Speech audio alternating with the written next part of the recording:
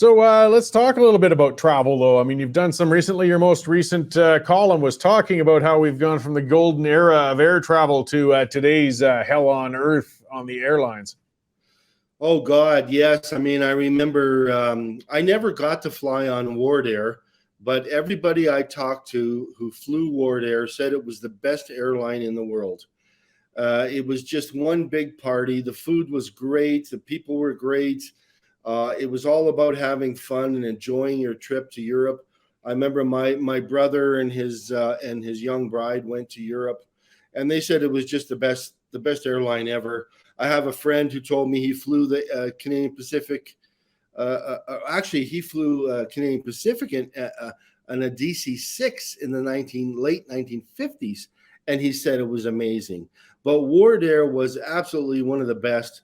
And if you fast forward to today, my God, the terrible things that Canadian passengers have had to deal with because of the airlines not really being ready for the post-COVID travel rush, and not having enough security personnel to look, check and make sure everything's safe.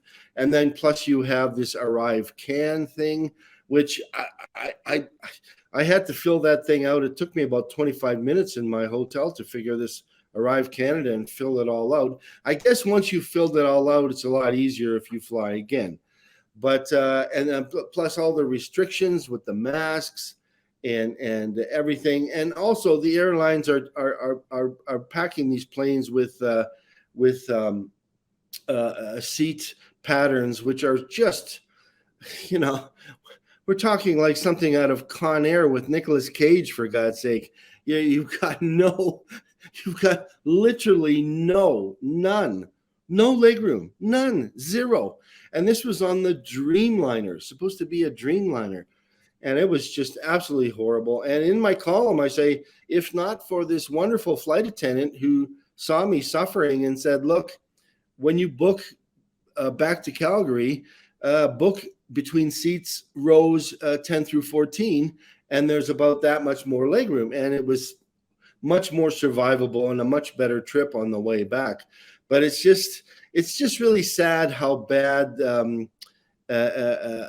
situation, how stupid it's gotten with so many things. And now they want to bring back the random testing, which is completely unnecessary.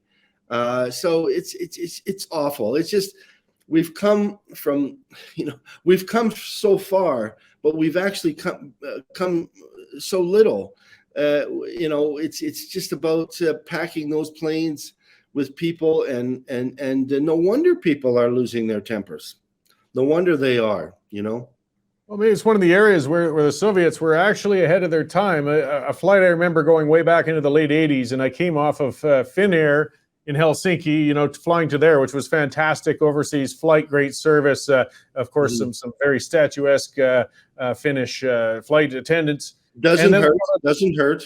Got onto Aeroflot to fly to Moscow from Helsinki.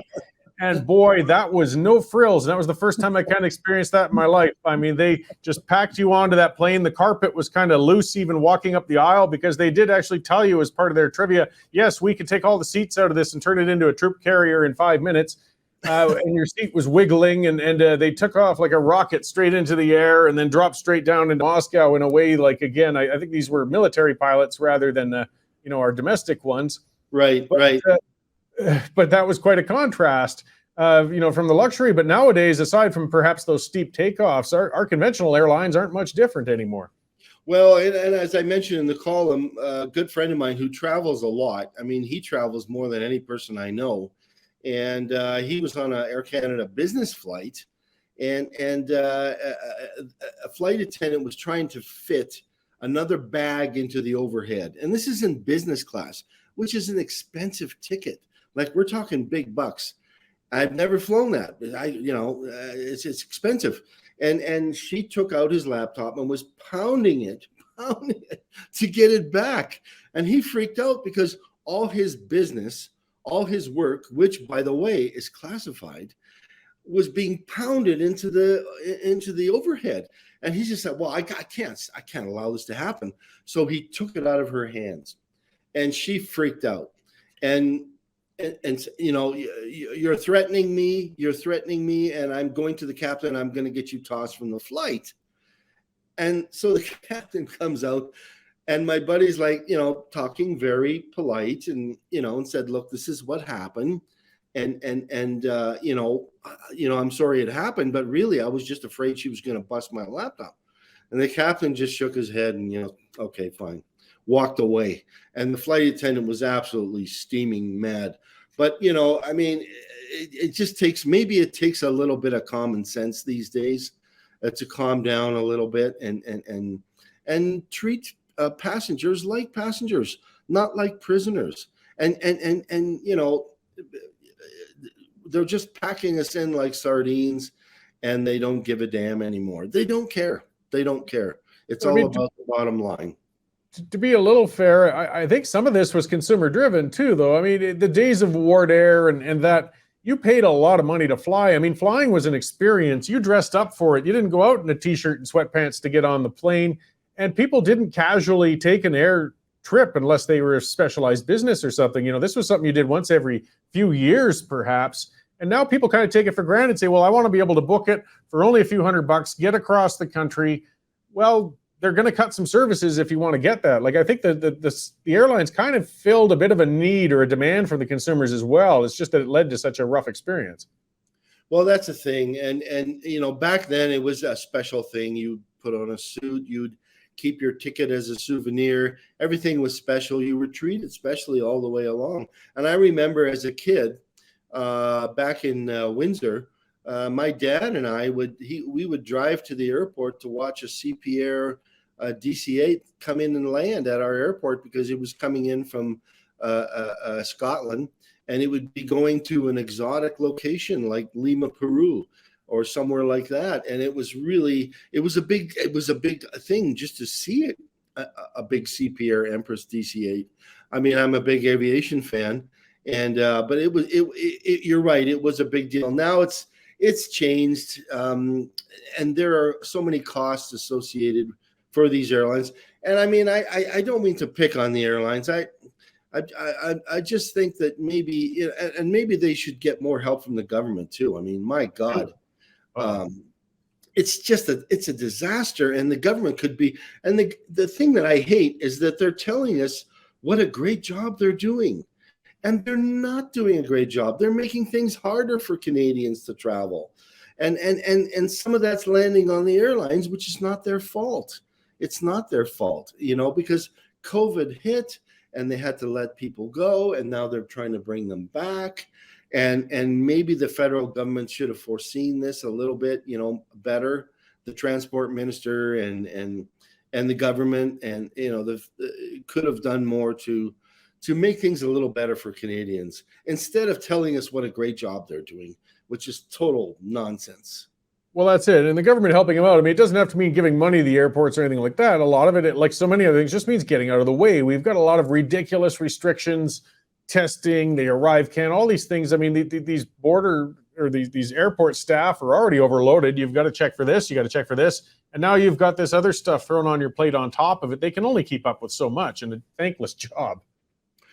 And one thing I wanted to mention was Charles de Gaulle Airport was really organized. Like, I thought, oh my God, what am I going to experience? And there were no people sleeping on the floor. There was a couple long lines, but everything was organized. And not only that, they were friendly, and they would help you through and say, well, where are you going? Oh, okay, fine. Have a nice trip. I was shocked. I'm not used to that. And these are the French, for God's sake. And I got to the WestJet line, and there was nobody there, me. And they said, yeah, go ahead, go get your, go to the front, get your ticket. And there was a couple after me who had no idea what ArriveCan was. And the lady was trying to explain to them, well, you've got to do this ArriveCan thing. You have to do that. And they had no idea what that was. So I can see where that would be a problem. But the only problem I had was through security in Charles de Gaulle. We got, when your bags go through the scanner, they have two ways to go. the easy way or the way which have to be checked separately. And one of my bags went separate. So I had to wait a long time, about a half an hour before they got to my bag. And the reason why is because the fellow ahead of me had 4 bottles of scotch, and each bag was wrapped in plastic from a duty-free shop. Totally legal, everything fine. They unwrapped every bottle of scotch, took it out, put it in a machine to scan it, every single one by one. And there's people behind me waiting and waiting and waiting. I would say half an hour to 45 minutes, all because, they're checking things. I don't really think they need to, but who knows? And then they had to rewrap the scotch and put it back in sealed bags. I'm thinking, well, I mean, if we're afraid of bottles of scotch, I don't know. I mean, how far must we go? But unless they know something we don't about this, then okay, fine. But and I think things like that are going to happen. Wherever you go, wherever you travel, it's going to be an ordeal. You're going to be waiting in lines, all kinds of lines, and travel is just not as fun as it used to be, where you just got on the plane and went. Yeah. Tyler, going through a gauntlet, a veritable gauntlet wherever you go. This is our world today.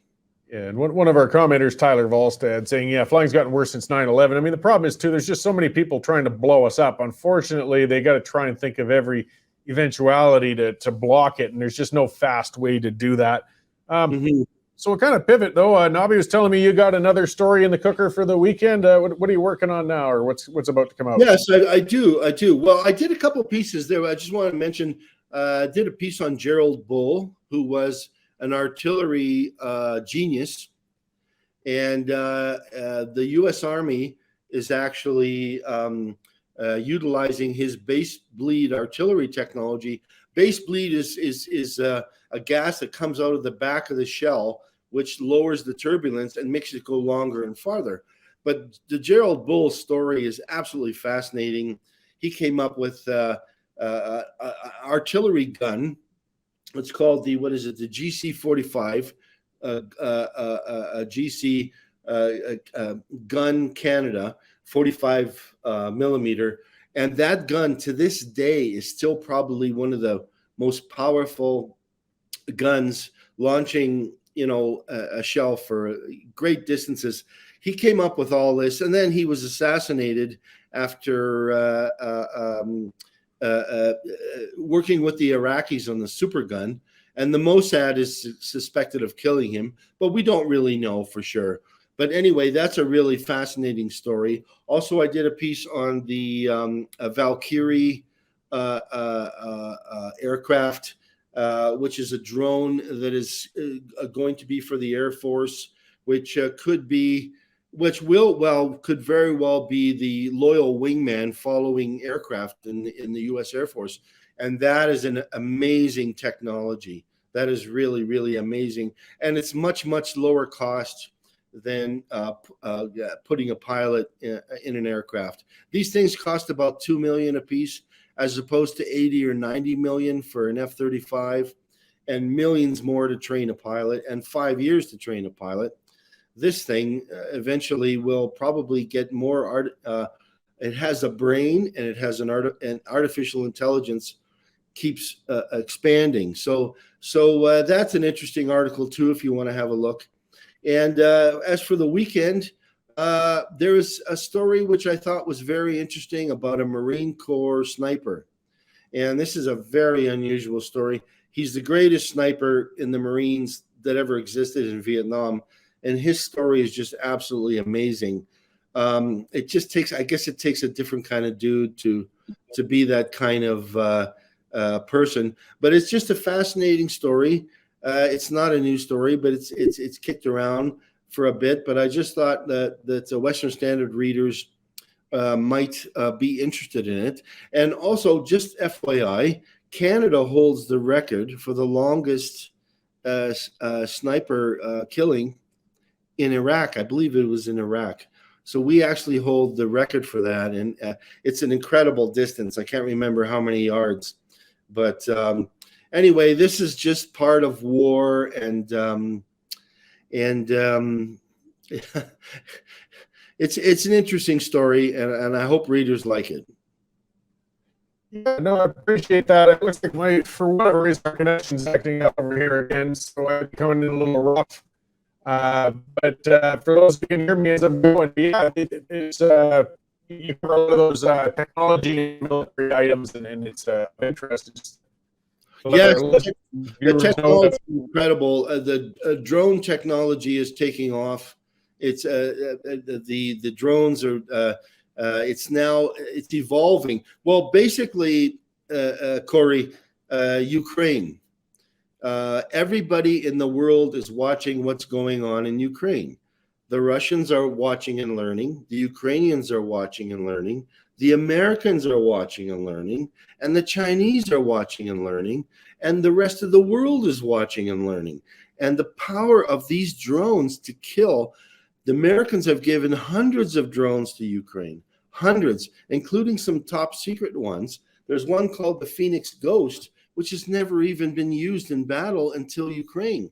And what they're seeing is these things are very powerful, and drones are the future, and artificial intelligence in drones as well. And these things are just so dangerous. And imagine if you're a country, anywhere in the world, in South America, and anywhere, and you're watching what's going on in Ukraine, you are now a customer. And those companies that are going to be selling drones, especially advanced drones, are going to make a lot of money, because that's where it's going. That's where it's going. It's evolving and it's changing. And now you can put any type of warhead on a drone. And these companies are making it easier and easier for customers to customize their drone. It's like a Denny's menu. I'll have one of these, and one of these. That's how simplifying that they're making it, and that's where it's going. Anyway, I just wanted to mention that with the drone situation, it's just going crazy. The technology is rapidly expanding, and it's changed everything. It has changed everything. Yeah, it's fascinating stuff. You know, even though it's military, I mean, the stuff, some of those developments at least eventually will evolve into things that are, you know, not necessarily developed to kill each other, which is a better development in the long run. So, okay, well, I'm going to let you go and get ready for the weekend. So thanks for joining us today, Dave, okay, and all the stuff you keep writing. And yeah, we're looking forward to that story about that sniper. It sounds fascinating, and I'll talk to you again soon. Okay, Corey, thanks a lot for having me. Thanks. And go Wings. Go Wings. Yeah, you bet. All right.